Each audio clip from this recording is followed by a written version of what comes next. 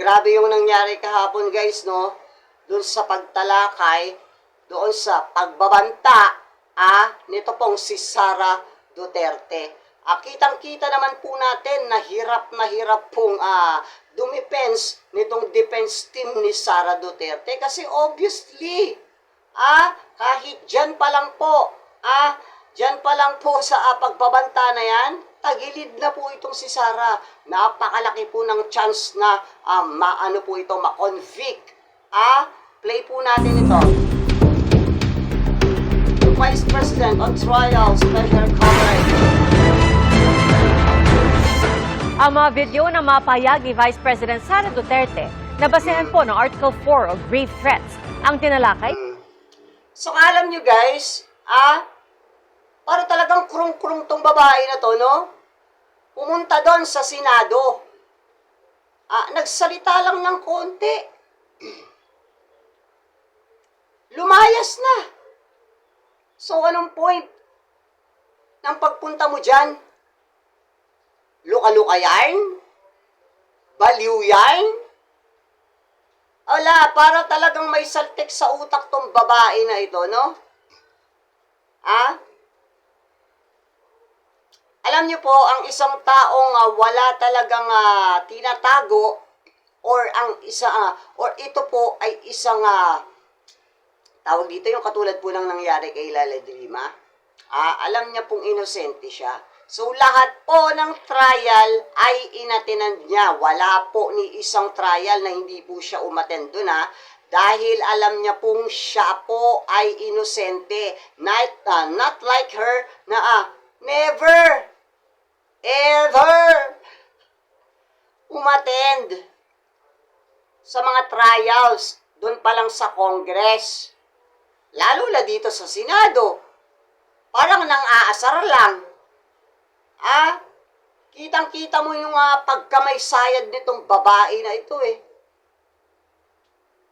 Grabe, no? Parang baliw lang, no? Nagpunta dun sa Senado, akala naman natin, tutuloy dun sa trial. Yung pala, nagpapansin, nagpa-epal. Para sabihin, ang tapang ni Sara Duterte. Hindi. Ang pagtingin namin doon, baliw, pagkabaliw. Sa ikalawang araw ng impeachment trial, laban po sa kanya. Nagkainitan ang prosekusyon at ang depensa sa gitna po ng ilang beses. Guys, doon sa mga nakapanood doon sa trial kahapon, kitang-kita natin na iyak ang etong mga defense team ni Sara Duterte. Hindi nakapalag. Dito sa kampo nila Luistro. Kitang-kita natin yan. Mga vopols na lang yung hindi makakakita niyan. Ibig sabihin, tinampal na sila ng katotohanan, wala pa rin silang kaalam-alam. Pag-object ng depensa. Nagkatensyon din sa pagitan ng ilang senador. Saksi, si Sandra Aguinaldo. Kasi may kinausap na ako na tao. Sinabi ko sa kanya, kapag pinatay ako, patayin mo si BBM, si Lisa Araneta, at si Martin Romualdez. No joke. No joke. Ayan guys yung defense nila dyan, freedom of speech daw po yan. Tanga lang. Freedom of speech yan. Hindi threat yan. Vopols na lang yung hindi makakaalam or makakakita kung freedom of speech ba yan or threat. Pagbabantayan, malinaw pa sa mineral water. Ang umano'y pagbabanta kay Pangulong Bongbong Marcos sa videong ito, pinalabas sa ikalawang araw ng impeachment trial ni Vice President Sara Duterte. Nagbilin na ako, ma'am. Pag namatay ako, sabi ko, huwag ka tumigil hanggang hindi mo magpatay sila. And then he said yes.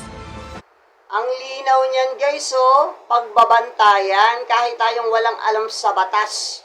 Alam natin na pagbabanta or death threat yan Threat. Hindi yan freedom of speech katulad ng ginagawa natin. Ito yung freedom of speech. Pero yung magbabanta ka, hindi na yan saklaw ng freedom of speech. At obviously naman talaga na threat yan. Kuha yan sa online press conference ng Vice noong November 2024 at siyang ugat ng Article 4 sa Articles of Impeachment na grave threats and destabilization. Pero bago maipalabas yan, ilang beses nagtalo ang prosecution at depensa nang maupo sa witness stand ang pinakaunang witness ng prosecution team, si John Mark Calilo, Senior Agent ng National Bureau of Investigation. Humiling ang depensa na i-exclude si Calilong bilang witness dahil wala raw siya sa mga impeachment complaint pa lang. Si Boy object.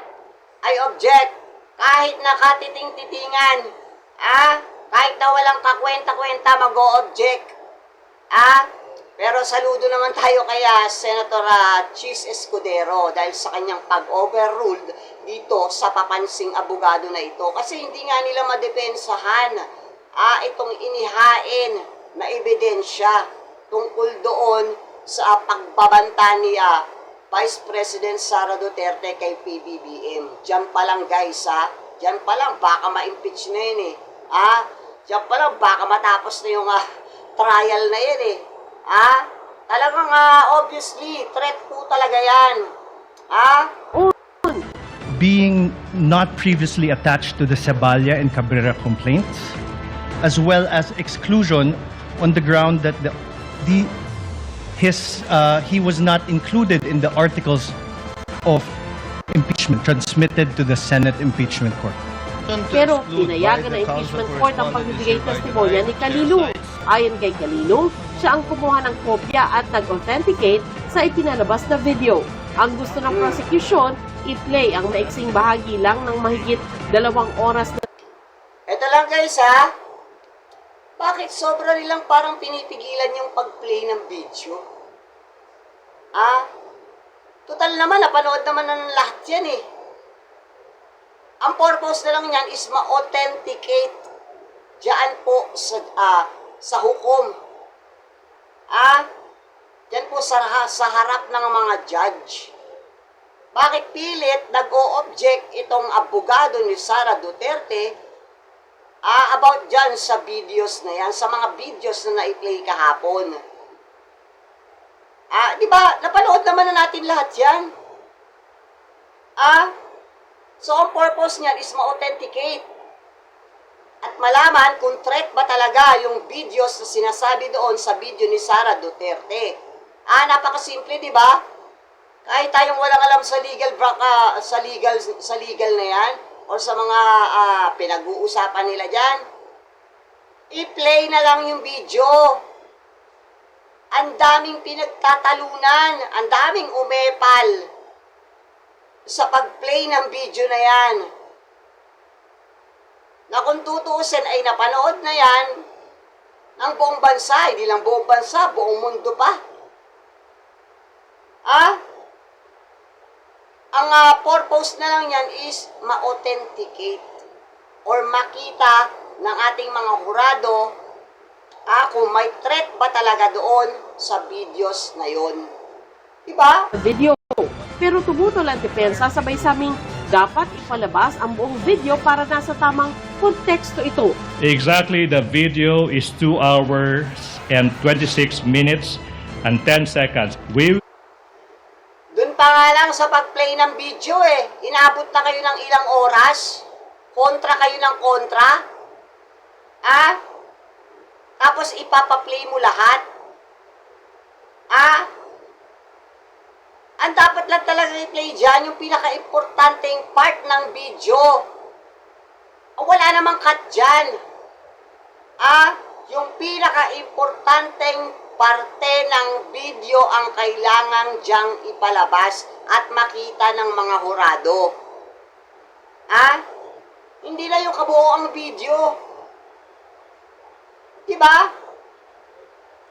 We will not be showing the entire 2-hour video, Your Honor, please. We will be presenting the relevant portions of the video. It's 2 minutes and exactly 18 seconds, Your Honor, please. We object.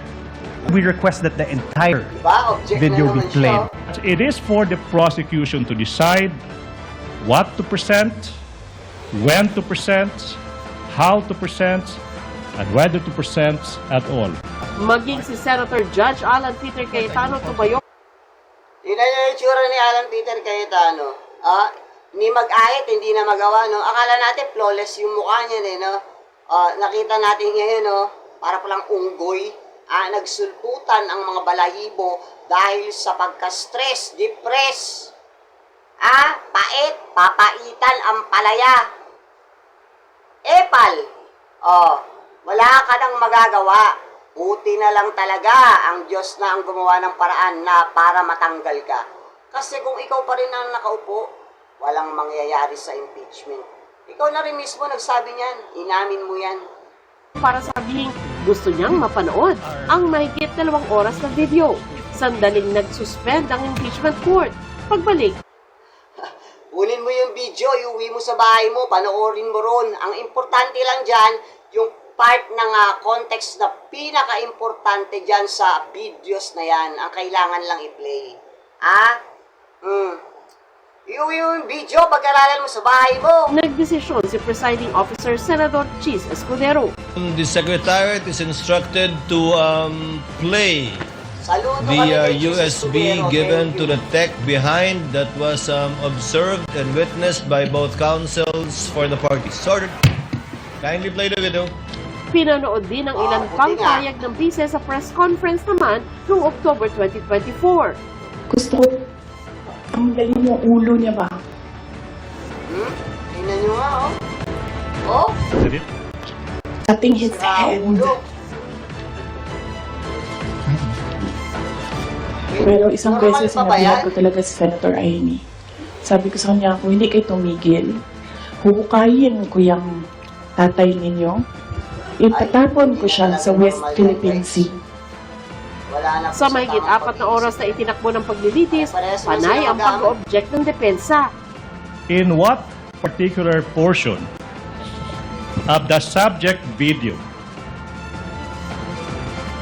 did the respondent utter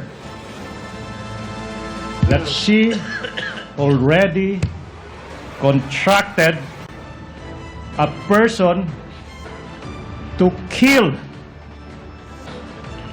the president, the first lady, and the former Speaker of the House of Representatives? Are you done? Objection? Objection, Your Honor. Wow. Hindi sila umabra dito. Ano ba? Yung defense team Ano sa- ba exactly yung sinabi ng Vice President noong araw na yan, November 23, 2024? Objection, Your Honor. Well, I'm not yet done. Object na naman Well, siya, Your Honor, oh. the pauses of the prosecution are very Kindly confusing. let the counsel for the prosecutors finish his question Precisely, before you Your Honor. object. Pahiya ka, ha? Patapusin mo muna kasi to bago ka sumabat. Kaya hindi matapos-tapos yung play ng video na yan kahapon. Kaya sobrang tagal ang umabot. Talagang dinidelay nila para mapahaba. Ano nangyari sa mga object mo? Overrule. Pumagitna na ang presiding officer. What particular statements of the Vice President on that day did you investigate? Objection, Your Oh. Honor. Vague. Object na naman. Your Honor, please.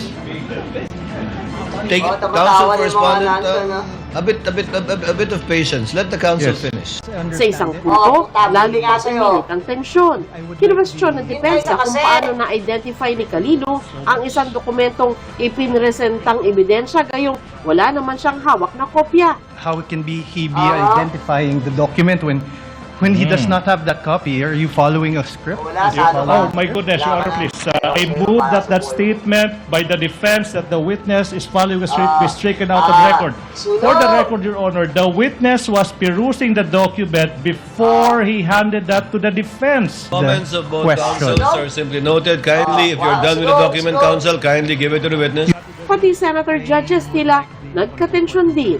Counsel, none of these statements are proof that the Vice President actually contracted an assassin or hired one. Why are these acts impeachable? Ang tanong na yan ni Senator Judge Risa There is Ontiveros, an- pinalaga ni Senator Judge Pia Cayetano. I don't think this is fair, Mr. President. Fun Admonish talaga to, us. no? Call us out if yung question Hoy, wag kang umarte. Alam na namin umaarte ka. Alam namin kung umaarte ka or umaarte ka. Maarte ka. Arte, Pia Arte. Alam na namin. Bias. natin is also not proper at the proper time. I don't want to see this happen Miss again. Ayan? Chair would like to remind my Yung si colleagues. Risa, chill lang. Chill lang siya magsalita. Pero pag itong si Pia, halatang-halata mong bias eh. Grabe no? Ayan ang nangyari kahapon guys. Nilamon ng buhay ang mga defense team ni Sara Duterte. Yan ang totoo. Hindi yung pinakakalat nilang fake news about doon sa paglamon ng buhay kay Luis Tro. Ito yung totoo. Ito yung totoong nilamon kayo. Ng prosecutor team. Di ba? Okay guys, pakilagay po ang inyong mga komento dyan sa baba para mabasa po natin. Ayan, maraming salamat po. June Pinas, para sa Pilipinas at para po sa Pilipino. Bye guys, at huwag niyo pong kalimutan mag-like at